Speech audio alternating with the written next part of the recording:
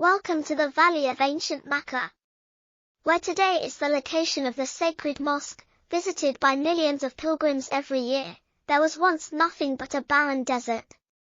4,000 years ago, Prophet Abraham was commanded by Allah to take his wife Hajar and their son Ismail on a long journey to this deserted place, peace be upon them all.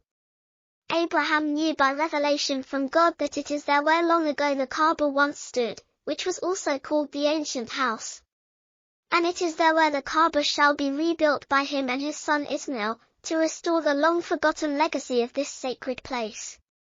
Abraham traveled with his wife Hajar and their infant boy Ismail to Mecca in the Arabian Peninsula. At that time there were neither people nor a source of water or food. Finally, they camped under a tree near the location of the ancient house. After they settled down, Abraham gave Hajar a bag of dates and a water skin. Then to her astonishment he started to walk away without saying a word, leaving his wife and son alone at the campsite.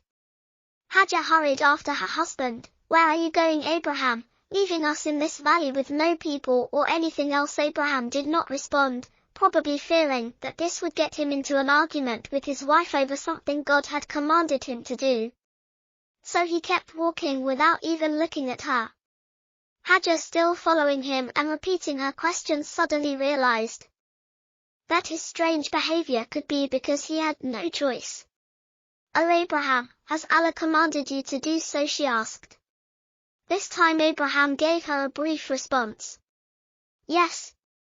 Hajar replied, "Then Allah will not abandon us." And so she returned to the campsite. When she could not see him anymore, Abraham faced towards the Kaaba and prayed to Allah, as stated in the Quran in Surah 14 verse 37, "O our Lord, I have settled some of my descendants in an uncultivated valley near your sacred house.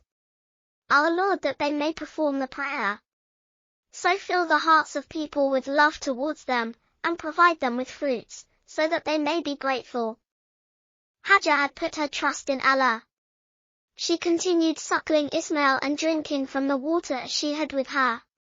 But the provisions only lasted a day or two. When the water was finally used up, she had no more milk to feed Ismail, and both started to feel an overwhelming thirst.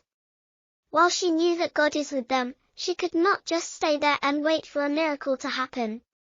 Eventually she decided to search the area for people or a source of water. As stated in a narration by Ibn Abbas, Hajar said to herself, "I should go and look so that I may see somebody." To make her search easier, she left her child at the camp and climbed up a nearby hill known as Safa. From this elevated spot, she hoped to see someone or something that might save them. But there was nothing. She went down to the valley and ran till she reached another hill called Marwa, which would allow her to get a good view over the northern part of the valley. But again she could not see anything that would help her. Then she said to herself, "I better go and check on the child." When she arrived she found the baby weakened and barely breathing. She could not endure watching him suffer. So she said to herself, "I will go again and look, maybe I will find somebody this time." Hajar reasoned that her best chance to find someone is to keep climbing on the top of the two hills. For 7 times she went on hurrying over the craggy 450-meter-long path between the hills of Safa and Marwa. To commemorate her persistence and her trust in Allah, this has later become the source of the tradition of the Sa'i, the ritual walking between the hills during the Hajj. When Hajar reached Marwa for the last time, she heard a whispering voice and listened attentively. She heard the voice again and said, "Oh, whoever you may be, you have made me hear your voice. Have you got something to help me?" Suddenly the Archangel Gabriel appeared at their campsite and hit the ground with his mighty heel. Hajar ran back to her child, and to her surprise water was coming out of the ground. She quickly gathered some stones and started building a basin around the source to contain the water. It is said that she repeated the word Zamzam, which presumably meant in her language "it shall be gathered." She drank from the water and gave Ismail to drink from it, until their thirst was quenched. The angel said to her, "Do not be afraid of being forgotten, for this is the site on which the house of Allah will be built by this boy and his father, and Allah never neglects his people. Hajar and Ismail were saved by the miraculous emergence of the blessed Zamzam well. Soon after, birds started flying over the new water source.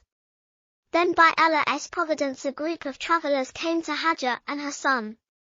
They were from an ancient Arab tribe called Bani Ju'am. They would usually pass by the valley, but to their surprise they saw birds flying over it. They found the woman and the baby near a source of crystal clear water. According to the custom of that time, Hajar was the mistress of the source. They asked her for permission to set up a camp and drink from the water, and in return they would protect and provide for her and Ismail. Hajar agreed, and she raised her hands to praise Allah.